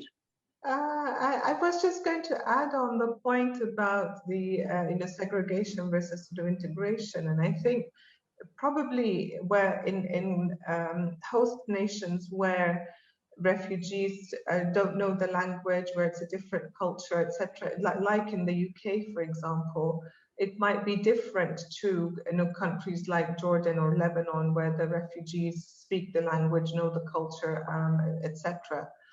But I also agree with Lorna that the safe space is really important to start off with, right? And we go back to that idea about the empowerment cycle. And thankfully, I think as hard as entrepreneurship might be for women from the host nations, they're still not having to grapple with all the other issues that the refugees do, right? And I think if the safe space as such can help the refugee women sort of overcome some of those other issues that they're having to deal with, then they are, if you like, prepared or enabled in order to be part of the wider community of the host community. But I think in countries where refugees know the language, know the culture, and so on, assimilation and integration might be easier. And I would definitely sort of promote this possibility for integration and breaking barriers between the different communities. So Jordan, for example, for very different reasons, but since the start of the Syrian crisis, has been receiving international aid to support the Syrian refugee population. And actually they have made it a policy that I think it's about 30% of the funds that come into the country to support the Syrian refugees have to benefit the Jordanian population. So if you do have a training program, if you do have funding program, etc., 30% of the beneficiaries have to be Jordanian. So that's one way in which they're trying to bring together the Syrians and the Jordanians in working together. My colleagues and I did a social entrepreneurship training program for Syrian artisans, and we had to employ that policy. Did it work? Was it good? Actually, yes, right? And we were surprised that as a result of that training program, there were partnerships created between the Syrian and the Jordanian artisans who didn't know each other before the training program. And that would have never happened if they weren't able to be there in the same training program, going through the same mentoring process, etc., etc. So there are examples of where it works and it can work well, but it doesn't necessarily mean that it works all the time for everyone. Thank you. We have Dr. Zainab Yunus wants to ask a question. Please, Dr. Zainab. Yes, thank you very much, Hala, for the opportunity. Wonderful moderation. Thank you very much for the distinguished guests. Really, I really appreciate the session. It's not a question, actually, it's a comment that I find very much aligning with what Dr. Haya was saying regarding the inclusion of the in-group versus the outer group. During my life experience in Toronto, I encountered in the area I was living in, I encountered two groups. Actually, the area was divided between Koreans and Iranians, two very remote areas around the globe, but coming to mingle and live in the same area in Toronto. And I found myself, when I went there in 2012 and 2013, very much aligning to the Iranian. And I found a friend, a very successful entrepreneur. Her story was very, very insightful to me. She fled the country at the Khomeini time, and she came and resided in Toronto, being separated from her husband for 10 years. And she started her own fashion designing business, and she was very, very successful. What helped her was the community centers around over there. And the idea of the in-group that she felt really aligned with, and with the other neighbors and the other friends, that they reformed and formed the Iranian community. They are very successful in fitting in the society. Actually, one of the people in the parliament was elected as being Iranian for this district, electoral district. And it was not easy at the beginning, but the high level of education that they supported from the side of the Canadians, and they supported actually through different members in the community, was very helpful. And me as Egyptian, I was at the time looking from the wide spectrum, how these people would fit in the society, the communities, sharing their cultural things together. And this really helped this businesswoman to have a business, actually. So I think the idea of the in-group versus the outer group is very important. And thank you very much again for all the insightful information. Dr. Zainab, can I just ask you please to introduce yourself? Yes, hello. This is the Dr. Zainab Yunus. I'm an associate professor specialized in public administration. I'm in the Faculty of Business Administration, Economics, and Political Science. I am the director of the Research Centre for Innovation, Governance, and Green Economy, Faculty of BAEPS at BUE. And I'm also the head of the International Aspect Committee at the Business Department at the Faculty of BAEPS. And we were very thrilled by this series of seminars. Dr. Hala was our wonderful moderator today, and looking forward for next week and to more attendance. It's also about the issue of migration. So I think it's amazing. Thank you, Dr. Rania, for organizing this, really. Thank you, Dr. Zainab. Thank you. Thank you. Do we have any more questions, any comments? Maybe I have, because as I said that this topic is, I'm very interested and I have lots of questions. Maybe I will ask one more question till we have anyone in the audience who wants to ask. I'm very interested about the motives behind starting the business, which is necessity versus opportunity.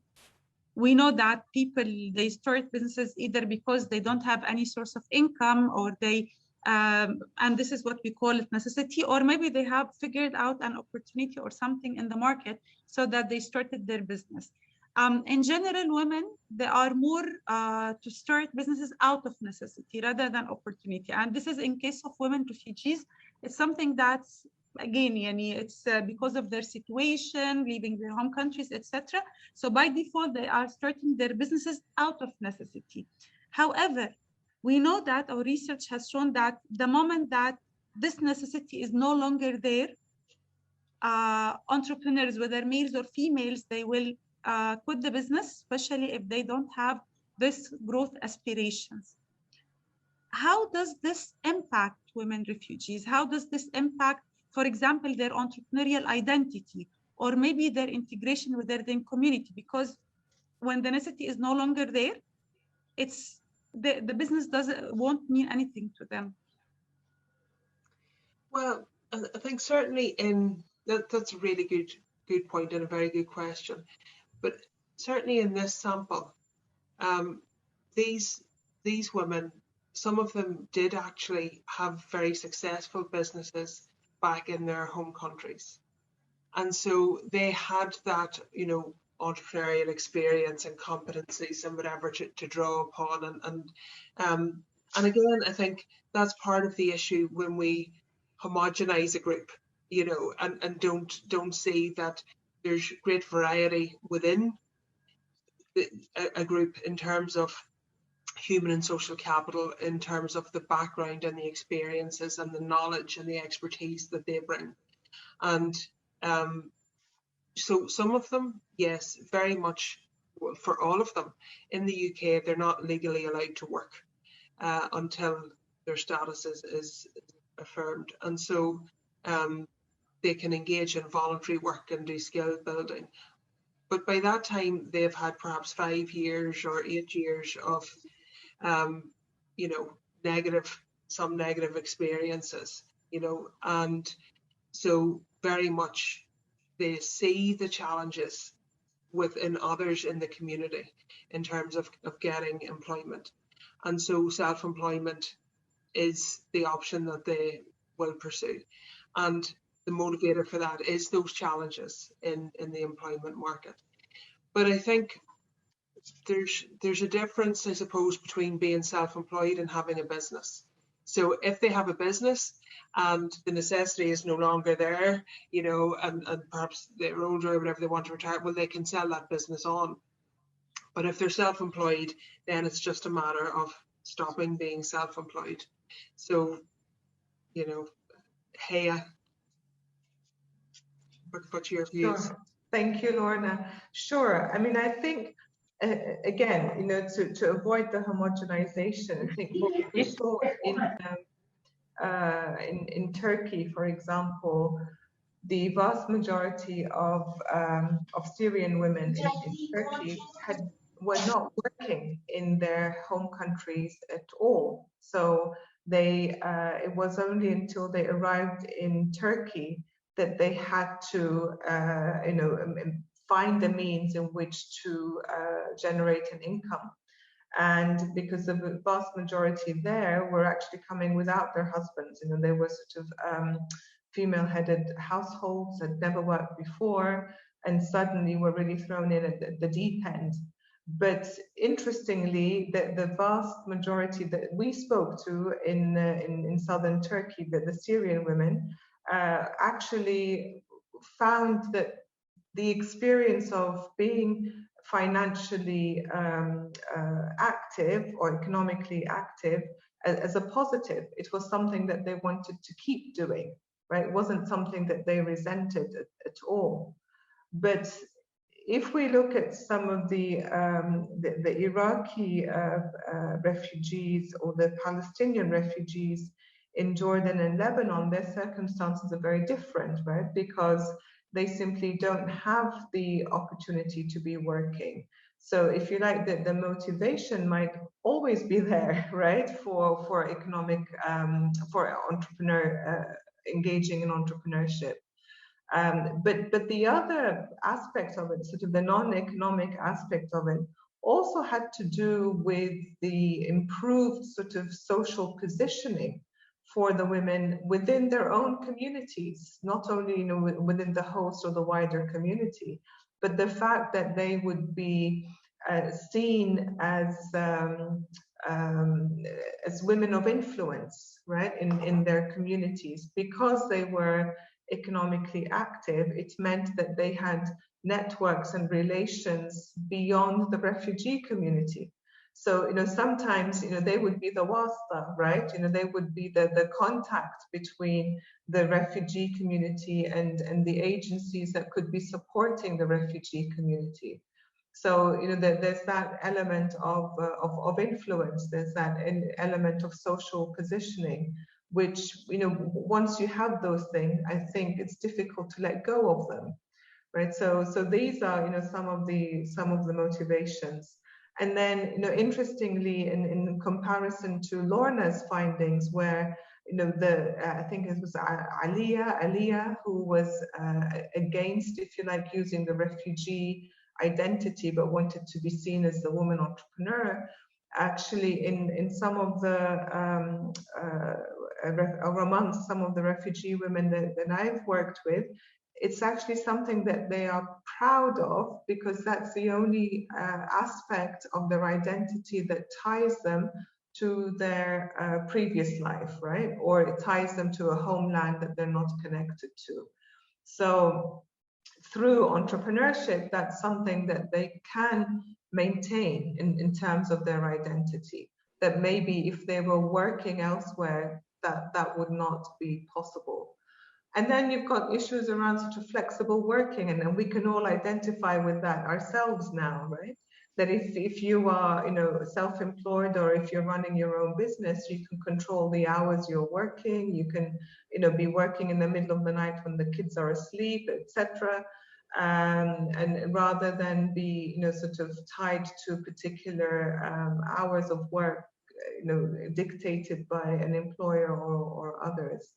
But I'm noticing that Dr. Dima Rifai is here with us too, and she's been leading projects funded by the British Academy, I think, on entrepreneurs on refugee entrepreneurs in the UK too. So interesting to see what comments you have too. Hello, Dima. Well, thank you, Haya. Thank you very much. Just putting you on the spot. Sorry. Sorry. No, I'm listening. I'm listening. Thank you very much, Lorna, Hala, and Haya. Yeah, I'm very interested in this notion of necessity versus opportunity, Hala, and through my work, I've just come to a confirmation, kind of an entrepreneur is an entrepreneur, and even though a lot of them are driven by necessity in the first place, once they start going through the process, they identify opportunities and they go through the process of that opportunity entrepreneurs would go through. And which brings me to my observation again that, yes, I am all with this notion that context shapes the way through which entrepreneurship emerges, and it does enable us and restrain us in many ways, or constrain us in many ways. But at the end of the day, an entrepreneur plays a major role, and this is where, you know, agency comes into play. And you will find that a lot of them will be motivated and interested in starting a business, but won't have that entrepreneurial drive in them. And on the other hand, some of them will succeed and they will excel at the end. Yeah. And despite that, the challenges in Jordan and I mean, some of the things that you might observe as a challenge in Jordan are not existent in the UK, but it's the other way around as well. When you look at refugees in the UK, a lot of the challenges here are not existent in Jordan. So yeah, you find that they maneuver and they play around these constraints, and they come up with some really interesting thoughts and ideas. But thank you Haya. Thank you for the insights and for the comments. Thank you. And this is a very interesting topic, and I think if we want to go, we'll keep talking on and asking questions and commenting on it. But I understand it's Friday night. It's already 9 p.m. here in Cairo, so I don't want to keep you anymore. Thank you so much. Thank you for the comments, for the questions. Dr. Haya and Lorna, thank you for the presentations. They were very interesting. The topic, as I said, and we are all aware of, it's a very important topic, especially with now entrepreneurship now is under this, under the highlight. Everyone's talking about it with the issue of refugee empowerment, all these things. And especially now we are moving towards the 2030, the vision of 2030. So it all as if are having a one package that we need to let things fall on. Thank you so much. Thank you for your time. Before I conclude, just want to announce that next week we have a presentation. Okay. Sure, Dr. Rania. No, Dr. Hala, you're too modest. Up to now, you have not formally introduced yourself and highlighted your expertise, which you've brought to the seminar, which you have actually enriched the discussion and the the research seminar focus. So please take a few moments and tell us about your background and your expertise. Thank you, Dr. Rania. So I'm Associate Professor of Entrepreneurship at the British University at BAEPS. And as well, I'm the Head of Entrepreneurship and Business Unit at the Business Administration Department. I received my PhD in 2007 from Jordan. I tackled the women entrepreneurship in Jordan. And since then, I became very excited about the topic, entrepreneurship in general and women entrepreneurs in particular. I led the Global Entrepreneurship Monitor team for Egypt for 5 years, and I authored 3 of the reports.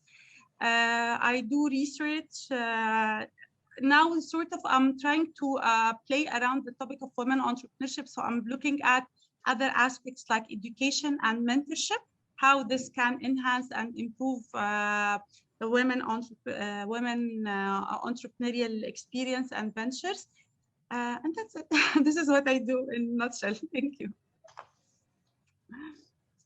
Thank you, Dr. Rania. And I'm seeing Dr. Sheikh is raising his hand. So maybe we'll have Dr. Sheikh, are you with us? Yes, I am here. Sorry, I was a little late to join the session. So actually, I had a very small, I'll tell a question.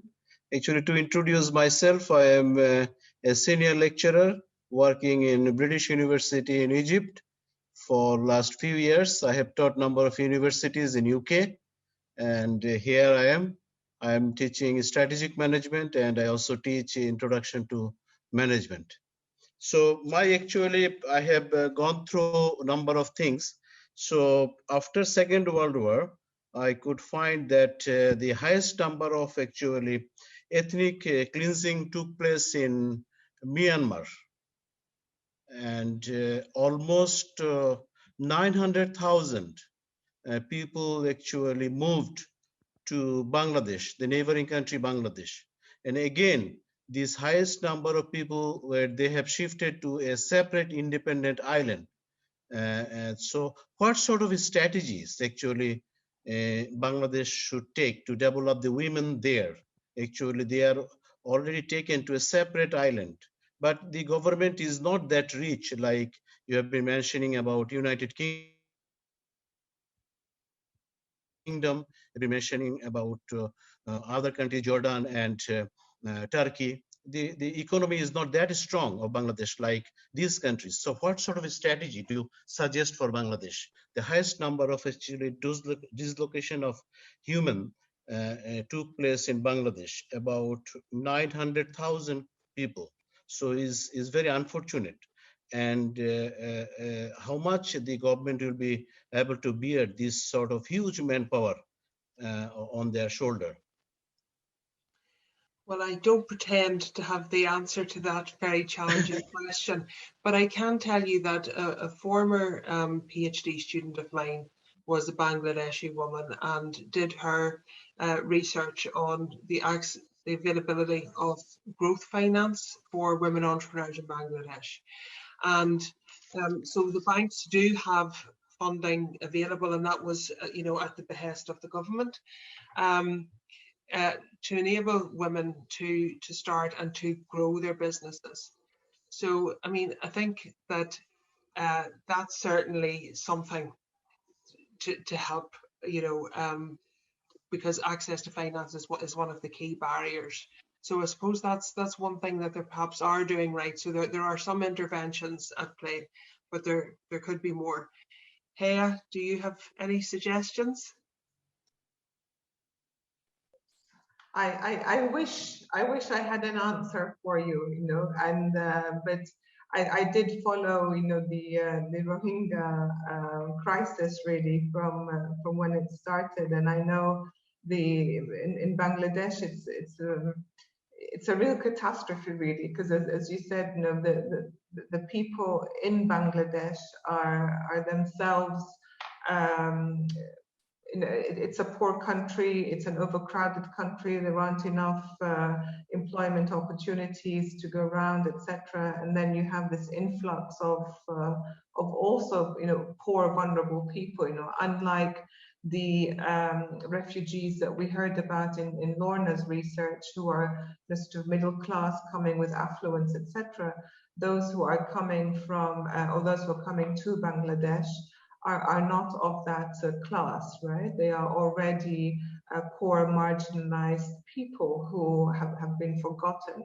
But I guess I should end on an optimistic note to say that, you know, despite sort of the refugee priority and agenda being forgotten somewhat globally because of COVID crisis, etc., I'm hopeful that you know, through the efforts or multiple efforts of not only researchers but policy agencies, and especially the focus on the UN SDGs, that the focus on finding solutions amongst these populations will pick up, will improve.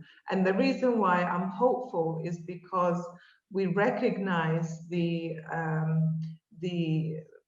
extent to which the COVID virus can spread amongst these crowded, you know, populations where they don't have the hygiene measures, they don't have the vaccinations, they don't have, and we know that is, you know, the refugee camps are really, you know, rife areas for that to happen. So hopefully in the efforts to try and prevent that from happening, there will be a renewed awareness and focus on the plights of these refugees. I think, you know, ideally it would be wonderful if these people were able to go home. You know, they want to go home, they want to go to back to their countries, they want to be able to rebuild their lives, they want to be able to get on with their lives. But until that happens, Bangladesh, I think, is doing what it can, and it needs to be applauded for those efforts, because they're really on their own in many ways. They have not had the support pouring in from around the globe to the extent that is needed. But thank you for mentioning that. But it is not an area that I have focused on in my research much. So I will stop there. Thank you very much for your valuable opinions on it. Thanks. Thank you, Dr. Sheikh. Thank you, Lorna. Thank you. So, yes, Jasmine? Yeah, Jasmine, hi. Yes, hi. hi. I didn't want to bother because I don't have a PhD or something in this type of study. So I'm one of the students from Belgium from the International Business Program, but I'm very interested in this topic and I would like to study a master program of this. But yeah, my question was like, now the younger generations stand up for equal rights and want to make sure that everybody in society have the same chances and the same developments. So I was wondering, as the younger society, the younger generation will take over in a few years, like 10 or 15 years, we will take over the politics and the economy. So I was wondering if this will help maybe solve this situation and maybe even, yeah, make it disappear or something, as that this is a problem that appears in history a few times, just the woman being an entrepreneur and then the woman who wants to work. So it's a problem that keeps reappearing, but now it's two elements combined, being a refugee and being a woman. So that was my question. Will it maybe solve itself? It will not solve itself, but will time help? Can I just say, first of all, Jasmine, don't apologise. You don't need a PhD to ask a question ever. Okay. And often the most informed questions come from those without PhDs. And what I'll say is, I think it's absolutely wonderful that you're here this evening, you and your classmates. And, you know, in the chat you mentioned about racism and you know, yes, research evidence shows that the millennials and younger generations really want to work for diverse and inclusive organisations, and that they hold, they recognise the value in diversity and inclusion. And unfortunately, not everyone in my generation and older generations do, but I really do hope that going forward, that things will improve. And I think they will, because you'd like to think that when people meet other people, that they get to know them, they get to see that they're not so different. Doesn't matter about their accent or the colour of their skin, or, you know, if they're man or woman, people are people.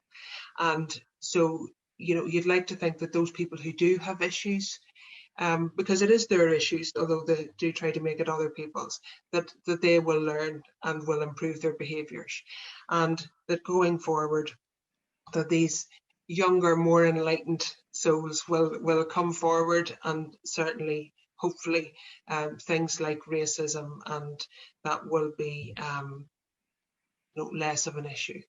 I think when it comes to gender issues, I think hopefully, yeah, we're still, I think, making progress. But sometimes some things are so deeply ingrained that we don't even question them. So, you know, like unquestioned assumptions. So there's still work to be done there, but, you know, we're making progress every day. And that's my chihuahua joining the conversation. Apologies. Thank you. Thank you. Thank you, Jasmine, thank you very much for your questions, Jasmine. I'm also really hopeful, like Lorna, because I think your generation, more so than any previous generations, has grown up in a multicultural, connected world in a way that ours wasn't. And my only sort of concern is that people in this COVID or post-COVID and the new normal, that people are only or are going to retreat into their homes and connect on video screens. I think it's up to your generation to ensure that that doesn't happen, right? That people need to hop on a plane or a train or a boat and go discover the rest of the world, to actually see that people are people, wherever they are, men and women, right? And I think it's through those increased interactions that we will discover how alike we all are. And I think we were seeing quite a bit of that, I think, in the past decade. Okay, I want to say, air travel and travel has been made so much more affordable, but I don't think that's very green to say, right? But I think it's through building those bridges and connecting with others that we discover we're all the same. And I also think that we are seeing more in my generation, or most people here, probably a lot of the effort had been focused on supporting women in their career progression, in their development, in gender equality, etc. And it was just assumed that the men would buy into it, but they didn't, right?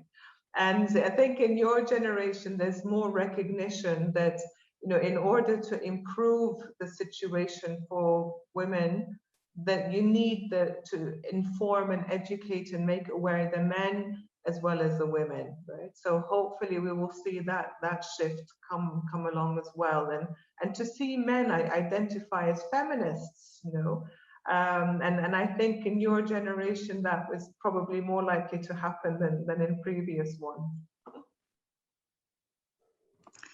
Thank you, Dr. Haya, for the answer. I'm afraid I will need to conclude. Thank you so much. Thank you for the time. The conversation is open. It's not because the end of the presentation we are ending the conversation. I take your permission to share the emails and the presentation with anyone who's interested, so that we can take the discussion further, because I think I do believe that we have a lot to talk about. Thank you. I will conclude here, but before I leave the floor to Dr. Rania, I want to remind you all, and I would like to invite you as well. We have a public seminar next week that will be moderated by Dr. Zainab Yunus from the business department, and she's hosting as well one of the distinguished scholars within the field of governance. So it will be our pleasure to have you with us next week. Dr. Rania, the floor is yours. Thank you very much. On behalf of the Research Centre for Irish Studies at the British University in Egypt, I would like to thank Dr. Lorna, Treanor, and Professor Haya Al Dajani, and also my team member, Dr. Hala Hattab.